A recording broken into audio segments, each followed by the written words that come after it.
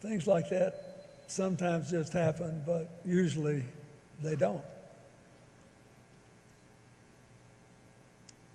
I think three things happened to John Lewis long before we met and became friends that made him who he was. First, the famous story of John at 4 with his cousins and siblings holding his aunt's hand, more than a dozen of them, running around in a little old wooden house as the wind threatened to blow the house off its moorings, going to the place where the house was rising and all those tiny bodies trying to weigh it down. I think he learned something about the power of working together. Something that was more powerful than any instruction. Second, nearly 20 years later, when he was 23, the youngest speaker and the last speaker at the March on Washington,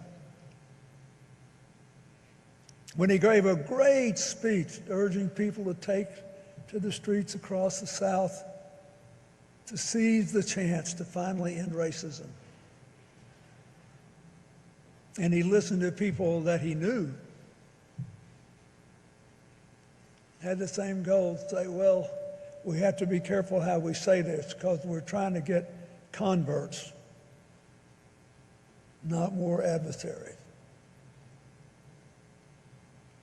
Just 3 years later, he lost the leadership of SNCC to Stokely Carmichael because he said, it was a pretty good job for a guy that young and come from Troy, Alabama. It must have been painful to lose, but he showed as a young man there are some things that you cannot do to hang on to a position, because if you do them, you won't be who you are anymore. And I say there were 2 or 3 years there where the movement went a little bit too far towards Stokely, but in the end, John Lewis prevailed. We are here today because he had the kind of character he showed when he lost an election.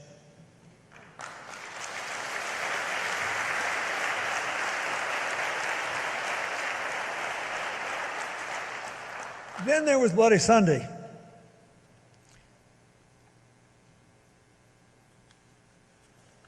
He figured he might get arrested. And this is really important, for all the rhapsodic things we all believe about John Lewis.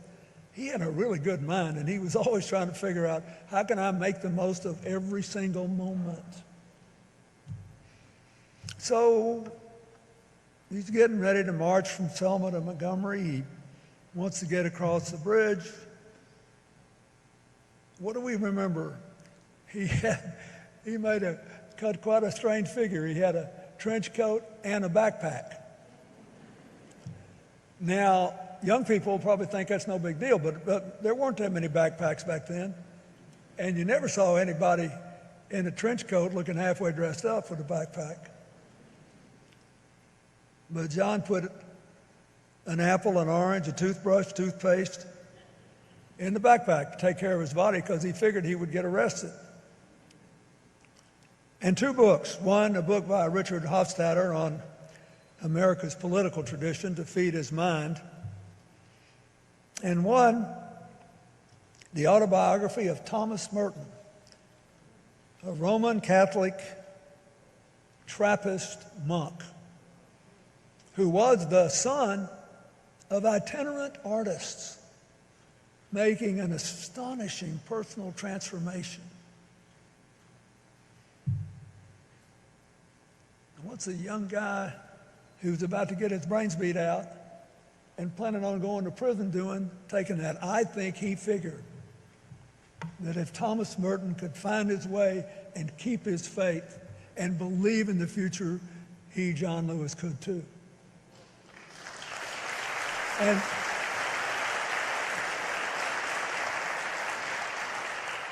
so we honor our friend, for his faith and for living his faith, which the Scripture says is the substance of things hoped for, the evidence of things unseen. John Lewis was a walking rebuke to people who thought, well, we ain't there yet, and we've been working a long time. Isn't it time to bag it? He kept moving. He hoped for and imagined and lived and worked and moved for his beloved community. He took a savage beating on more than one day. And he lost that backpack on Bloody Sunday. Nobody really knows what happened to it. Maybe someday someone will be stricken with conscience and give some of it back. But what it represented never disappeared from John Lewis's spirit. We honor that memory today because as a child he learned to walk with the wind, to march with others to save a tiny house. Because as a young man he challenged others to join him with love and dignity to hold America's house down and open the doors of America to all its people.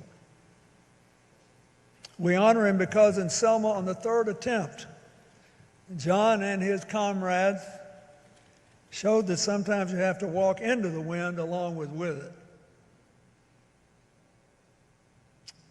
As he crossed the bridge and marched into Montgomery.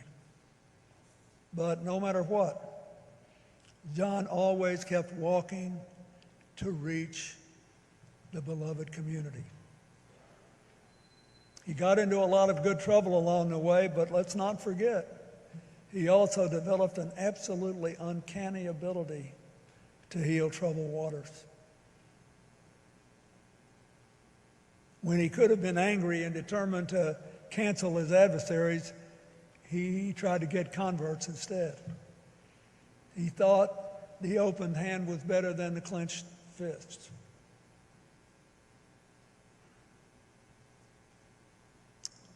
He lived by the faith and promise of St. Paul, let us not grow weary in doing good. For in due season we will reap if we do not lose heart. He never lost heart. He fought the good fight, he kept the faith. But we got our last letter today on the pages of the New York Times. Keep moving. It is so fitting on the day of his service, he leaves us our marching orders. Keep moving. 20 years ago when I came here after the Selma March to a big dinner honoring John and Lillian and John Miles, you had a big afro. And it was really pretty. And your daddy was giving you grief about it, and I said, John, let's don't get old too soon. I mean, if I had hair like that, I'd have it down to my shoulders. But on that night, I was almost out of time, and people were to be present, and people were asking me, well, if you could do one more thing, what it would be, or what do you wish you had done that you didn't, and all that kind of stuff. And someone asked me that night, because I had many friends in Atlanta, and I said, if I could just do one thing, if God came to me tonight and said, okay, your time's up, you got to go home, and I'm not a genie, I'm not giving you 3 wishes. One thing, what would it be? I said, I would infect every American with whatever it was that John Lewis got as a 4-year-old kid and took through a lifetime to keep moving and keep moving in the right direction and keep bringing other people to move and to do it without hatred in his heart, with a song, to be able to sing and dance As John's brother Freddie said in Troy, keep moving to the ballot box, even if it's a mailbox. And keep moving to the beloved community. John Lewis was many things, but he was a man, a friend in sunshine and storm, a friend who would walk the stony roads that he asked you to walk, that would brave the chastening rods he asked you to be whipped by. Always keeping his eyes on the prize, always believing none of us will be free until all of us are equal. I just loved him. I always will. And I'm so grateful that he stayed true to form. He's gone up yonder and left us with marching orders. I suggest, since he's close enough to God to keep his eye on the sparrow and us,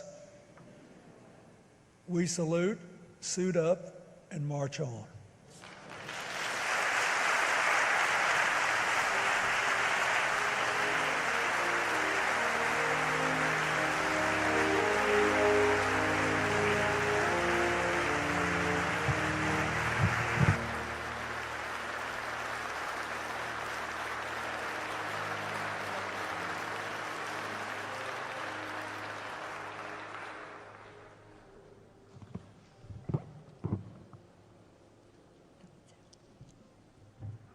Good day. I'm not sure, morning, afternoon, whatever it is. It's an honor to be here with each and every one of you. Reverend Warnock, thank you for enabling us all to be here in the Ebenezer Baptist Church to honor and celebrate the life of John Lewis with 3 presidents of the United States. Isn't that exciting? President Clinton, President Bush, and soon President Obama here with us. On behalf of my colleagues as Speaker of the House, I'm pleased to bring greetings to each and every one of you. I'm sad to bring condolences to the family, to John, Miles, to the entire Lewis family. Thank you for sharing John Lewis with us. I'm pleased to be here with so many members, 50. We would have had more, except coronavirus prevented the church from allowing us to bring more. But I hope they will all stand, members of the House of Representatives, Senators Harris and Booker, who are with us as well. Senators Harris and Booker.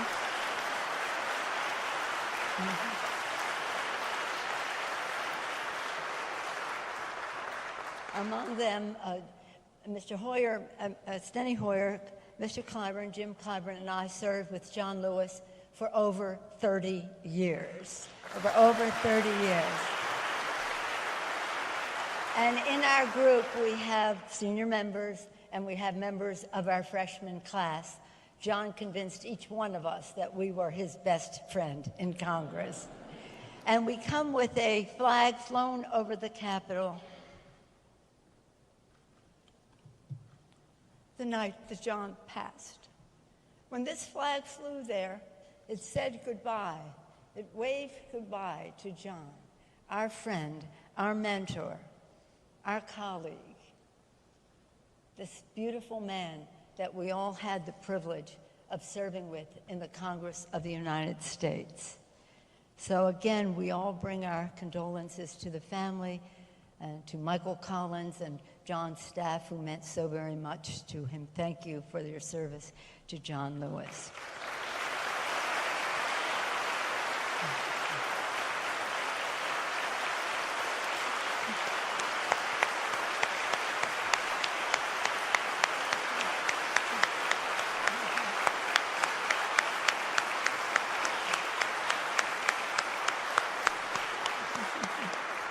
There are many things we're grateful to the family for and to the staff for, and we commend them for, but let's acknowledge the stamina they have had to keep up with John even as he passed on from Troy to Selma to Montgomery to Washington and now to Atlanta. to be at rest. When John Lewis served with us, he wanted us to see the civil rights movement and the rest through his eyes. He told us so many stories. He taught us so much.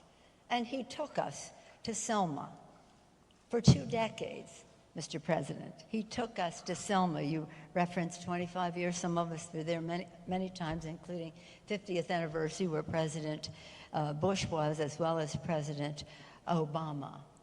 And he wanted us to see how important it was to understand the spirit of nonviolence.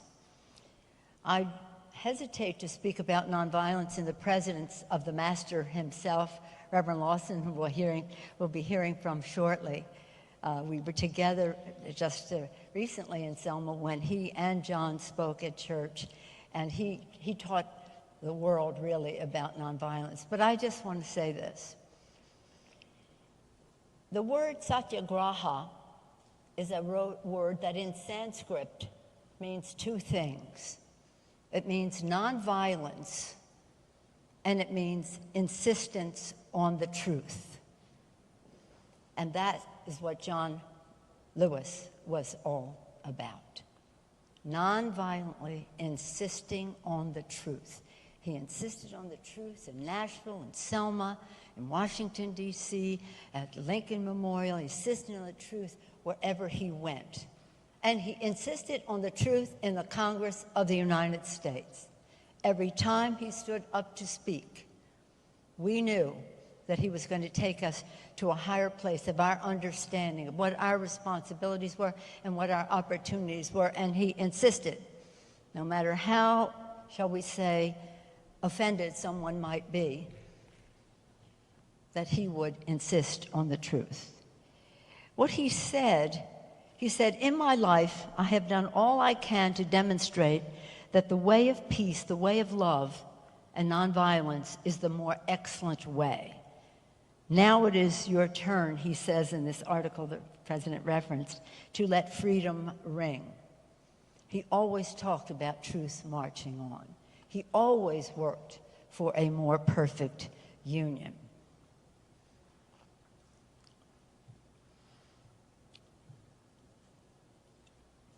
Over the 4th of July weekend, I had the privilege of visiting with John, and I brought him this flag pin that I wear, one just like it. Why I did so on that 4th of July weekend was because it is engraved with something that says, "One country, one destiny." Now, wasn't that what John Lewis was all about? One country, one destiny. I mention it because this was embroidered into the lining of Abraham Lincoln's coat that he had on the night he left us. I think he had the coat on all the time, but also that night. And John Lewis and Abraham Lincoln had so much in common. We got to know him first and foremost in front of the Lincoln Memorial when he made that beautiful, beautiful speech. John, land state, under the rotunda, in the rotunda of the Capitol, under the dome of the Capitol, on a catafalque, a platform that was made in 1865 to hold the casket of Abraham Lincoln. Abraham Lincoln, John Lewis. John Lewis. So they had lots of connections. And by the way, just incidentally, they were both wonderful and spiritual and saintly, but they were both very good politicians. Think of John Lewis that way. You who know him know that. He always was about a more perfect union. And he was always about young people. That's why, Mr. President, that article you referenced in the New York Times today, his message that would be delivered at this time as he left us, was about young people. He says to them, together you can redeem the world. Together, always perfect union, together, one nation, one destiny. And he says in the article, answer the highest calling of your heart and stand up for what you truly believe in. Wasn't that just like John? We were very proud to have his voice in the rotunda, speaking about all that he cared about and believed in such a beautiful way, starting in Troy. I started my remarks by talking about the flag that waved over the Capitol to say goodbye to John as he began his passage. But what I want you to know, in addition to how revered he is in the Congress, so revered that, he was a bit mischievous.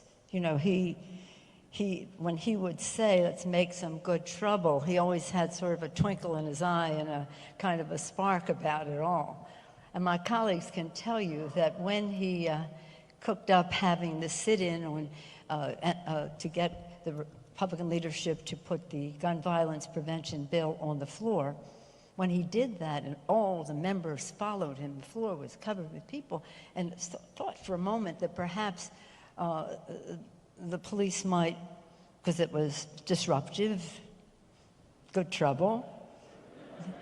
It was clear to them that if they were to arrest John Lewis for doing that, they were going to have to arrest the entire House Democratic caucus.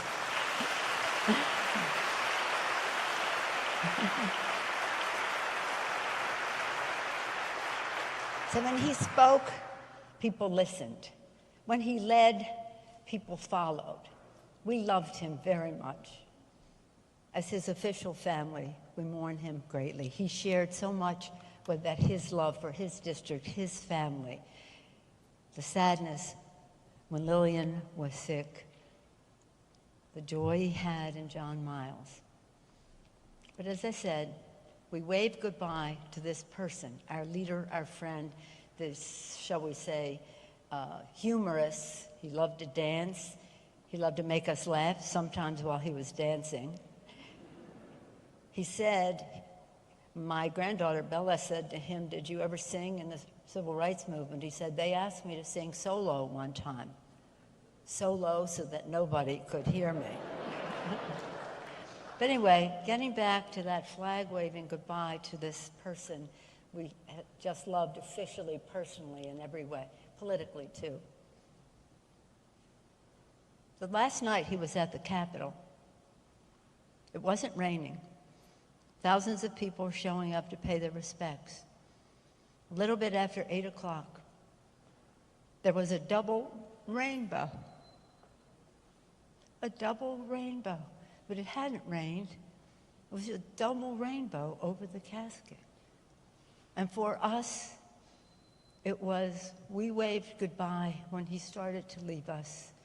He was telling us, I'm home in heaven. I'm home in heaven with Lillian. We always knew he worked on the side of the angels, and now he is with them. May he rest in peace. Thank you.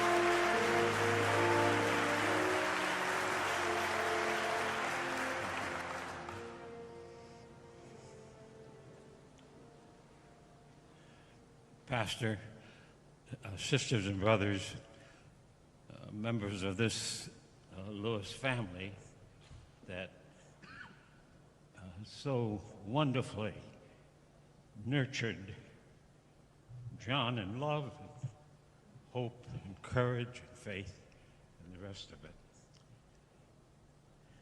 And sisters and brothers,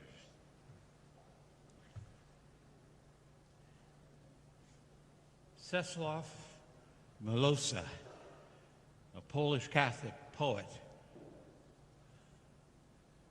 sets the tone, at least in part for me, as John Lewis has journeyed from the eternity of this extraordinary, mysterious human race into the eternity that none of us know very much about. When he wrote this poem called Meaning, when I die, I will see the lining of the world, the other side, beyond bird, mountain, sunset. The true meaning ready to be decoded. What never added up will now add up. What was incomprehensible will become comprehended. And if there is no lining to the world, if a thrush on a branch is not a sign, but just a thrush on a branch, if night and day make no sense following each other, and on this earth there is nothing but the earth, even if that is so,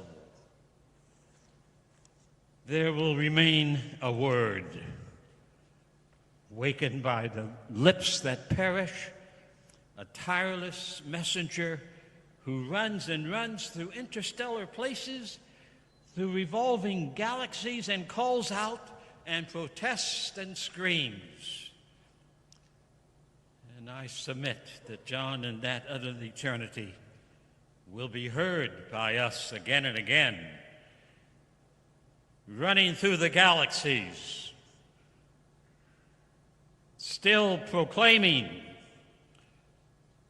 that we, the people of the USA, can one day live up to the full meaning of we hold these truths.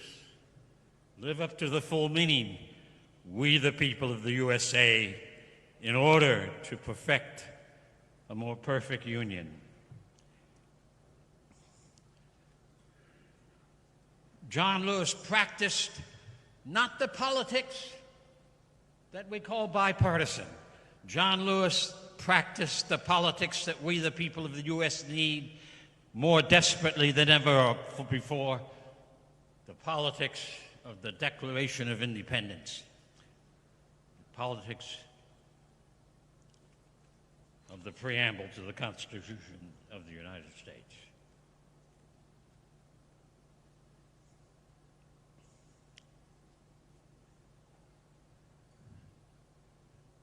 I've read many of the so-called civil rights books of the last 50 or 60 years about the period between 1953 and 1973. Most of the books are wrong about John Lewis.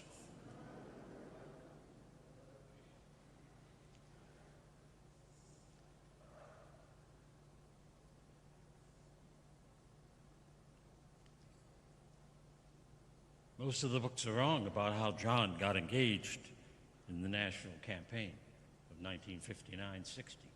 This is the 60th year of the sit-in campaign, which swept into every state of the Union, largely manned by students because we recruited students, but put upon the map that the nonviolent struggle begun in Montgomery, Alabama, was not an accident, but as Martin King Jr. called it, Christian love has power that we have never tapped, And if we use it, we can transform not only our own lives, but we will transform the earth in which we live.